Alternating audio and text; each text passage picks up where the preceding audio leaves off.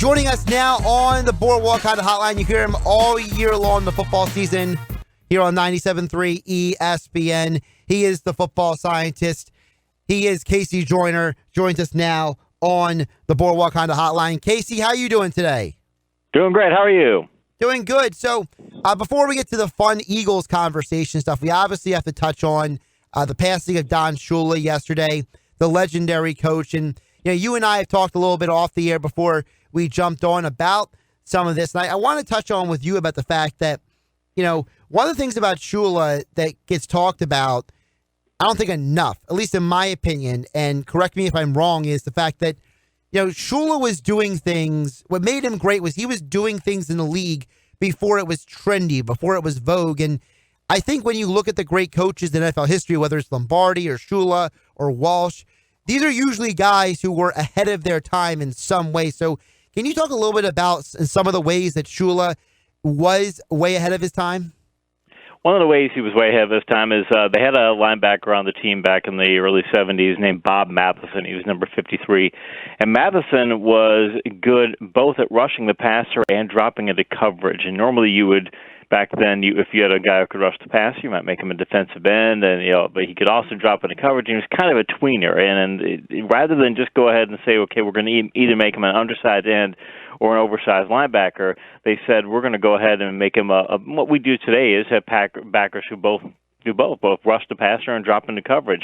He did that, and a lot of teams like back then would not do that sort of thing. And it was the precursor of what we're seeing in 34 defenses, what we've been seeing since then with zone blitzes, things of that nature. But he just saw a skill set in a player that he had, and so what can I do differently with this than other people are doing? And you add that to some of the other things he did, what he did with Marino with all in the passing game there, the changes he made with his passing game to take advantage of Marino's skill set, and Marino throwing for 5,000 yards in the season back when that was not a common thing like it is today. It just shows that Shula wasn't afraid to make any changes depending on his personnel. Now, he also had not one but two different Hall of Fame quarterbacks. People forget about Shula's time with the Colts with Unitas. So he went from having Unitas to Greasy and then later Marino. So one could argue that if anybody had experience of how to deal with quarterbacks who were elite talents or special people, that Shula was probably the most uniquely qualified, right? He was, and funny thing is, though, is that in Super Bowl 8, Bob Greasy only throws, I believe it was 8 passes. So, and mind you, he was still very good quarterback, still did great numbers throughout the season and such, and he still had, he still was one of the leaders in his passer rating back in that time. But it wasn't something where they made it a passing-centric offense, despite the fact they had Greasy and they had Paul Warfield, another Hall of Fame player at wide receiver. But when he got to Marino's days, they had changed the passing rules in 1978 and loosened things up. They didn't allow defenders to make as much contact. So now he has Marino, he has Mark Duper, he has Mark Clayton, two great receivers, and he says, hey, I'm just going to go ahead and throw the ball a ton and also use some creative play-calling techniques to do that. So he didn't mind saying, hey, if the rules tell me I can do this with my quarterback, I'll throw that off. In fact, I think if they had the rules in the early 1970s when, they had Greasy throwing 8 passes, if they had the passing rules like they did back then, I think he has Greasy throw the ball a whole lot more. So he would adjust depending on what was available to him. Another thing about Shula in his career, because he did coach for as long as he did, which is part of the reason why he had even the opportunity to have the wins record is, and listen, I'll admit it, Casey, and I'm not saying that I'm right, but I think I, along with a lot of people, have the perception that Shula's teams at the the end of his coaching career were just not as deep or not as talented as the teams he had near the end. Can you talk about how that perception is not true, and about the fact that at the end of the day, Shula was still coaching teams that had a chance to win championships? So he's got the great run of the 70s, and he gets to the 80s. He's got Marino, and in 85, his team makes the AFC Championship game. 86 through 89, those 4 seasons, they don't make the playoffs. But in 90, they make the divisional playoffs to go to Buffalo, and they lose. They don't make the playoffs in 91. They almost do. They lose to the Jets in the last week of the season and miss it. But 92 through 94, 92, they host the AFC Championship game, just lay an egg and don't beat Buffalo in that contest. 93, that 93 team beat the eventual Super Bowl champion Cowboys on the road in the Leon Lett game. They also beat the eventual AFC champion Buffalo Bills on the road, but Marino got injured in Week 6, and Marino never gets hurt in his whole career, except that 1 year he gets hurt in Week 6 and he's out for the year. So that team could have been a Super Bowl contender, and they ended up not making the playoffs. And in '94, they're in the divisional round. They have a makeable field goal against San Diego on the road in the playoffs, a game-winning field goal. And Stoyanovich, who was like the second most accurate kicker in NFL history at that point, misses the kick. If Stoyanovich hits that kick, they go to the conference championship game against Pittsburgh, a very limited Pittsburgh team that that ended up losing to San Diego in the conference championship, and Miami likely makes the Super Bowl there. So I think in '92 through '94, they had a team that was among probably the top 5 teams in the league, and they don't make the Super Bowl in any of those years. And if they did that one time, I think his late career perception of what he was as a coach, I think if he makes it even one time in those 3 years, I think people think of his late career run a whole lot differently. Also, Scott Mitchell owed him a commission check, because if it wasn't for him, Scott Mitchell doesn't get that payday from the Lions, right, Casey? Yeah, '93. You're right, Scott Mitchell. If he doesn't, Scott Mitchell played well enough to get a big contract, but then the Lions realized, wait, we don't have Don Shula as our coach. Talking with Casey Joyner here on the Boardwalk Honda Hotline on 97.3 ESPN. Make sure you check out his website, thefootballscientist.com. He has the new subscription service, Pay Dirt, so you have the opportunity to get all of Casey's great insights through thefootballscientist.com. Casey, how has that been going for you with that? I know that, with the lockdown, the pandemic, you were offering people a lot of free content to kind of get people informed throughout the offseason and the draft so far. Still going to be offering that free content on the site. What I'm doing right now, though, is actually I'm developing a YouTube channel that I'm going to be rolling out probably next week. I'm going to have a new YouTube channel that's going to have some content on there as well. So I've been taking advantage of the time to try to develop in the new area. So look for that. Probably barring any unforeseens that happen between now and then. I got everything pretty much done with it, but I think it's going to be rolling out next week. Probably have about 5 videos posted. So let's get to more of the fun stuff, Casey, the less serious stuff, and that is the Philadelphia Eagles and Carson Wentz.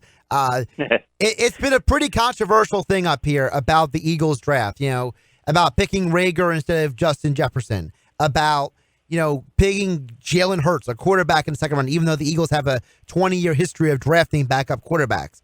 They draft all those speed guys later in the draft. They draft speed at linebacker. They trade for Marquise Goodwin. But yet this is still controversial. So my first question is, what was your overall perspective on the Eagles draft? Again, I think they want to they've got an idea that they want to build a team a particular way, and they don't take a one-year approach ever, it seems. Or at least, actually, they did back when they tried to build the dream team. Look what happened there. So I think that they're taking an approach to say, we're going to keep building for the long term, so we're going to make investments. They're going to pay off over 3, 4, 5-year terms. So I look at the draft and go, okay, they got speed, they got Rager. They think that he can develop in their offense better. They pick up Goodwin, who is that's the short-term investment, but they don't, but they're doing the things that are what you would expect them to do in that nature. And I don't understand why everybody's crazy about Hurts and saying you've seen some pushback against it. Like, why would they need a backup quarterback? Like you said, they've got a 20-year track record, and you've got a quarterback in Wentz who he hasn't finished an NFL season healthy, and he also had injury issues in college. So why wouldn't you want a backup quarterback? In fact, when you had a good backup quarterback a couple years ago, you won your first championship since the 60s. I mean, I can't understand why people are pushing back against it. I thought the Hurts pick was a tremendous selection. Now, was it a tremendous selection because also the Eagles' evaluation of the backup, or do you personally look at Hurts and see him as a starting NFL quarterback? Is that a guy who, if Wentz got injured and they had to go to Hurts, that he could step in there and be like A.J. Feely years ago or Nick Foles in recent years and step in there and keep you afloat?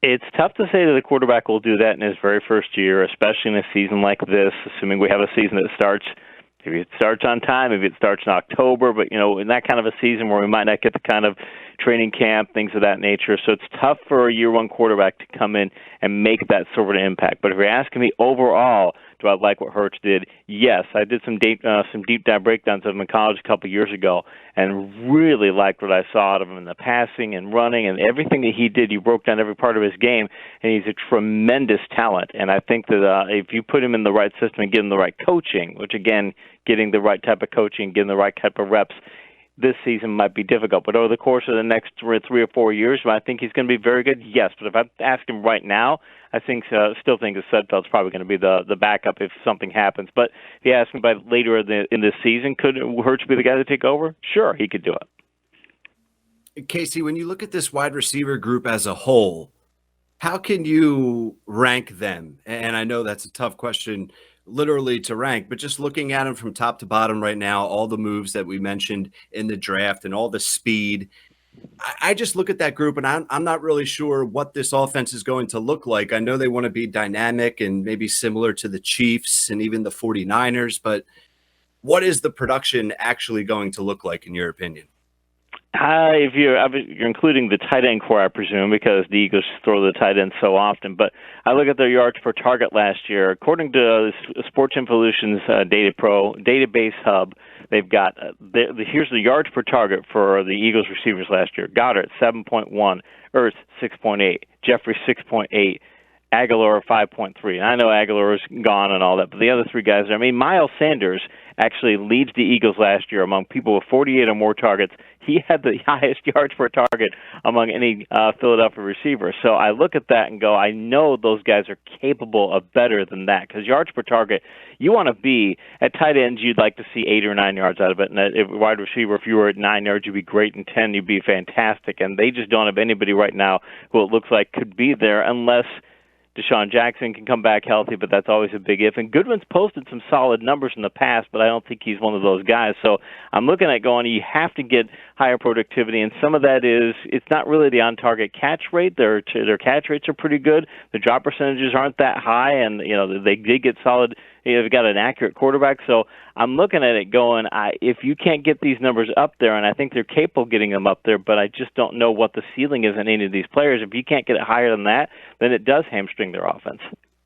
You mentioned Miles Sanders, and I'm glad you did, because I want to ask you about him. Miles Sanders as the player, what can we maybe expect his role to be this upcoming season, and how the running back position is going to look as a whole in this offense, because Eagles fans say it all the time.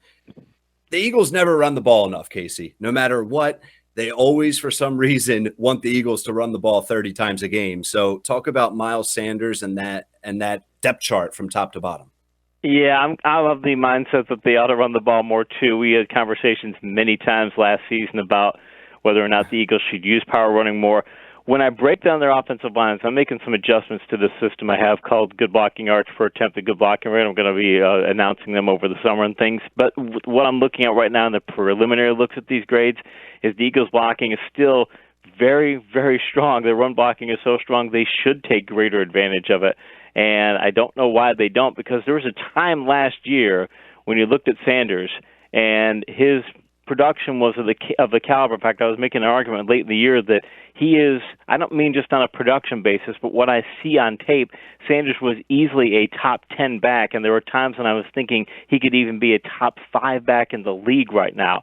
And that was not including what he was doing in the with those pass receiving numbers, just basing him based on his run production. So I don't know what his cap is going to be when it comes to how many targets he can handle, because in college he only had 2 seasons where he only had fewer than 40 plays each year in 2017 and 2016 at Penn State, and then he has 244 his last year there, and he gets 229 last year. So I don't know if he's a guy who you can bell cow and say we're going to give him 350, 400 touches a year. But I still would like to see him, if he could get the 300 touches a year and be like that, and plus with the other running backs the Eagles have on the depth chart, you start putting that together, and I think as long as he stays healthy, the Eagles could, if they wanted to, have a top 5 running game in the league. Casey Joyner joining us on the Boardwalk Honda Hotline on 97.3 ESPN. Make sure you follow him on Twitter at Casey Joyner TFS. Casey, another topic has come up because of the draft in recent weeks, because of the Eagles, is who really is the favorite in the NFC East? The Cowboys, a lot of people like their draft. CeeDee Lamb and all the guys they got. The Eagles also got receivers as well. The Eagles have Miles Sanders. Cowboys have Ezekiel Elliott, but the Cowboys, they got a new center to put in there. Cowboys have a whole new coaching staff to institute with no offseason to get them up and running. The Eagles have basically the same offense and defense. So who really should be the favorite in the NFC East, and who realistically has the better offensive talent? I think the Cowboys probably realistically have the better offensive talent, if only because when I talked about the yards per target numbers, their yards per target last year, Cobb and Cooper both got 9.9 yards per target, and they were ninth and 10th in yards per target according to ProFootballReference.com. And Michael Gallup had 9.8 yards per target, and he ranked 17th. That was among all players. You take out tight ends, and those numbers move even higher for Gallup. I think he moves close. He's like 12th among wide receivers. So you've got that type of talent receiver. That's tremendous. They obviously have Zeke in the backfield. That's tremendous. They got Dak. Their offensive line had much better numbers than the Eagles, although I keep looking at these numbers for the offensive line. I keep looking at the pass blocking stats, and I know the Cowboys had so much better pass blocking stats, but I also look at the receiving issues that the Eagles had last year, and I go, wow, Carson Wentz, I do think if you put Dak in the offense last year and the Eagles offense last year with the receivers that they had, I think he's probably going to have a lot more sacks and a lot more hurries. So I think the gap between those two offenses is a lot closer, or at least on the pass blocking is a lot closer than what the numbers would show last year. But a lot of it depends on, if you tell me that the Eagles had a Deshaun Jackson and he's healthy and he's going to be the type of player that he is when he can tear the top off defenses and he could stay out there for a whole season, then I look at their offense one way. But if he's not there, I keep looking at receiving corps going, who do I know that I can count on? I mean, talent-wise, but who do I know that I can count on to go out there and tear the top off of defenses? He's the only guy right now I see on their roster who I would say, yes, he's a definite tear the top off the defenses guy who can make an impact in 2020. Again, with the limitations of the offseason, I don't know what the rookie's going to do this year. So if he's not there, that makes a whole difference for the offense, and I'd have to say the Cowboys are the better offense and would be the favorites to win the division because of that. He's Casey Joyner. Follow him on Twitter at KCJoynerTFS. Check out his website, thefootballscientist.com, for all your NFL news and information all year long. And as all guests, he joined us here on the Boardwalk Honda Hotline. Casey, appreciate your time today. Hey, thanks. Appreciate it.